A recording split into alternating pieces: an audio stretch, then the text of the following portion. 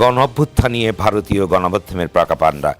প্রথমেই যাচ্ছি গোবিন্দচন্দ্র প্রামাণিক, আপনার কাছে যাচ্ছে। আপনি তো হিন্দু মহাজোটের মহাসচিব। এই যে আসলে প্রকৃতি ঘটনাটা কি ভারতীয় গণমাধ্যমে আমরা নিশ্চয় সকলে লক্ষ্য করেছেন যে কি ধরনের সংবাদগুলি বেড়েছে, আপনি এই প্রসঙ্গে কি বলবেন? মূল বিষয়টা হলো যে এই যে বাংলাদেশের একটা স্বৈরাচার সরকার ছিল আজকে থেকে না, এটা একেবারে দৈত্যের মতো গেড়ে বসেছিল দীর্ঘদিন ধরে, এবং এই দেশের আপামর জনসাধারণ চেয়েছিল যে এই দৈত্যের হাত থেকে, দানবের হাত থেকে আমরা মুক্তি পাই। সেই মুক্তি দীর্ঘদিন ধরে চেষ্টা চলছিল, কিন্তু বিভিন্ন রাজনৈতিক দল সংগঠিত হয়েও পারেনি। তো এবার ছাত্ররা যখন আন্দোলন করেছে, সেই ছাত্র জনতার পরবর্তীকালে সাধারণ জনগণ যারা ছাত্রদের যারা অভিভাবক, তারাও যখন নামার পরে আজকে কিন্তু তারা নির্লজ্জ অবস্থায়, মানে অসম্মানিতভাবে তাকে কিন্তু পালিয়ে যেতে হয়েছে, যেটা অন্য কোনো সময় যদি পদত্যাগ করতেন তাহলে কিন্তু আজকে তার এই অবস্থা হতো না।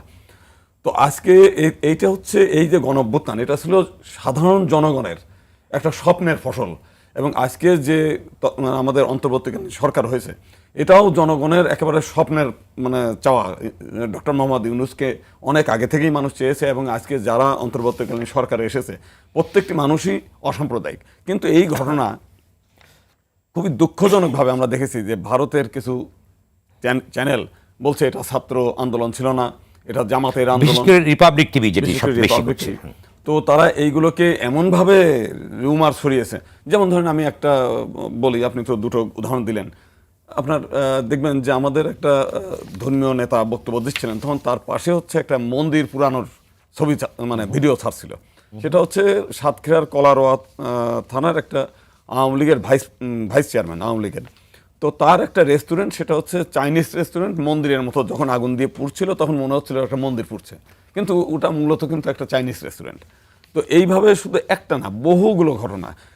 যারা সাঁতরায় পার হচ্ছে আওয়ামী লীগের কিছু নেতাকর্মী বাইরে থেকে ঢিল ছুড়ছে, তারা কিন্তু মুসলিম। একটা টেলিভিশন চ্যানেল বলছে যে এই যে এনায়েতপুরে আপনার সিরাজগঞ্জে যেখানে পুলিশ হত্যাকাণ্ড হয়েছে 13 জন, কিছু বলছে 13 জনই হিন্দু, বেছে বেছে শুধু হিন্দু পুলিশ হত্যা করা হচ্ছে। আবার এক জায়গায় বলছে যে 13 জনের মধ্যে 9 জন, বাস্তবে হচ্ছে 1 জন। এই যে 42 জন পুলিশ নিহত হয়েছে ওই ঘটনায়, তার মধ্যে মাত্র 2 জন হিন্দু। তো এইটা বিষয় হলো যে আমরা আবার যেমন রংপুরে যে ঘটনাটা, আমাদের হারাধন রায়, তিনি কিন্তু বৈষম্য বিরোধী যে আন্দোলন, সেই আন্দোলনের বিরুদ্ধে অবস্থান নিয়ে মাঠে উনি গিয়েছেন সেটা প্রতিহত করতে।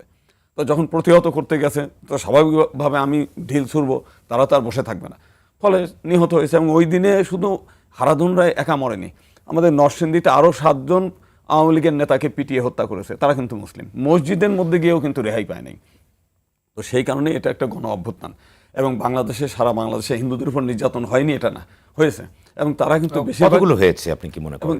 আমি একটু বলি, সেটা হচ্ছে যে যারা আওয়ামী লীগের সঙ্গে সরাসরি জড়িত, যারা হচ্ছে আপনার হিন্দু বৌদ্ধ খ্রিস্টান ঐক্য পরিষদ, পূজা উদযাপন পরিষদ, আপনারা জানেন তারা বিবৃতি দিয়ে বলেছে যে যারা কোটা আন্দোলন করছে, বৈষম্য বিরোধী আন্দোলন করছে, এরা হচ্ছে নব্য রাজাকার, এদেরকে এই করতে হবে, মানে রাষ্ট্রদ্রোহী হিসেবে মানে তাদেরকে শাস্তি বিধান করতে হবে, এবং এরা যেন সরকারি, আধা সরকারি, স্বায়ত্তশাসিত পুলিশ সেনাবাহিনী কোথাও যেন চাকরি না পায়, সেই ব্যবস্থা সরকারকে নিতে হবে। তো এইরকম একটা মানে উস্কানিমূলক বক্তব্যের পরে তো তাদের নেতা কর্মীরা তো এমনিই রিস্কের মধ্যে থাকবে, এমনিই মাঠে থাকছে। আবার মানে এর বাইরে কোনো ঘটনা ঘটে, অর্থাৎ এর বাইরে অল্প কিছু ঘটেছে। তখন একটা ঘটনা ঘটছে, মানে তারপরে তো কিছু সুযোগ সন্ধানী থেকেই থাকে, তারা তো এই সুযোগ নেবে। আপনার এমনিতেই কিছু সময় 3 দিন কোনো সরকার পুলিশ ছিল না, সরকার ছিল না, তো যারা রাস্তাঘাটে সরকার থাকাকালে, পুলিশ থাকাকালে রাস্তার থেকে ছিনতাই করে নিয়ে যায়, ডাকাতি করে, ছিনতাই করে, তো সেই কাজগুলো তারা এই সুযোগের অপেক্ষায়। এবং আমরা দেখেছি দক্ষিণাঞ্চলে, না উত্তরাঞ্চলে বেশ কিছু মন্দির ভেঙেছে রাতের অন্ধকারে, কারা ভেঙেছে তার কোনো নাই।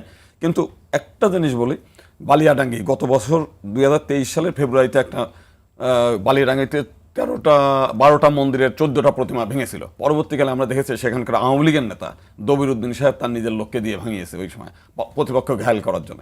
আমরা এর আগে দেখেছি কুমিল্লা থেকে একেবারে চাঁদপুর, চৌমোহনী, মানে কুমিল্লার একটা মন্দিরও মানে ঠিক ছিল না, সব ভস্মীভূত করা, সেখানে আওয়ামী লীগের এমপি বাহার সাহেবের নেতৃত্বে করা। আপনার এদিকে এর আগে রামুতে, কক্সবাজারের রামু, তারপরে আপনার এদিকে নাসিরনগর, যশোরের অভয়নগর, তারপর আপনাদের সেই ঠাকুরগাঁর যে পীরগঞ্জ, প্রত্যেকটি ঘটনার আপনার হাতে নাতে যখন ধরা পড়ছে প্রত্যেকেই আওয়ামী লীগের নেতা, যেটা কোনো বিচার হয়নি। এবং ওইগুলো ছিল প্রকৃত সাম্প্রদায়িক, যে সম্প্রদায়কে নিশ্চিহ্ন করার একটা প্রক্রিয়া।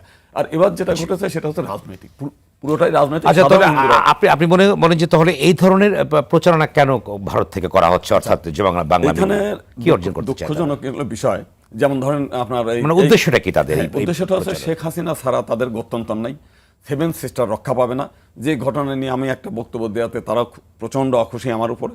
আমি বলছিলাম যে আপনার সেভেন সিস্টার তো এখন তো শেখ হাসিনা আপনার দেশেই আছে, তাকে প্রধানমন্ত্রী করে নেন, তাহলে আপনার সেভেন সিস্টারও রক্ষা হবে, আপনার দেশও রক্ষা হবে। আপনার শেখ হাসিনা ছাড়া তো আপনাদের কুল কিনারা নেই। তো মূল বিষয়টা যেটা, তারা এখনো পর্যন্ত রিপাবলিক, তারা বলতে চাচ্ছে যে বঙ্গবন্ধুর স্ট্যাচু ভাঙলো কেন, এ কেমন অসভ্যতা, অথচ তার দেশেই মায়াবতীর কিন্তু মানে প্রায় 90টা মানে মূর্তি ভেঙে দিয়েছে সেই সময়, গান্ধীর মূর্তি না, ভেঙে দিয়েছে। এটা সংক্ষেপে বলেন যে আমি একদম ক্লিয়ার ভাবে উদ্দেশ্যটা কি জানতে চাই, সংক্ষেপে বলেন উদ্দেশ্য যে তারা কারণ আওয়ামী বারবার লীগকে ক্ষমতায় রাখতে চায়, মানে কৌশলগত আওয়ামী লীগকে ভাবে। ক্ষমতায় এই, রাখতে তারা চায় বলেই আবারও মূল কিভাবে উদ্দেশ্য। আওয়ামী লীগকে রাখা যায়, এই হলো মূল। ধন্যবাদ সালাউদ্দিন, আপনি এদেশের বলেন যে- হিন্দু জনগণের প্রতি কিন্তু তার দরদ নাই, এটা একটা বিষয়।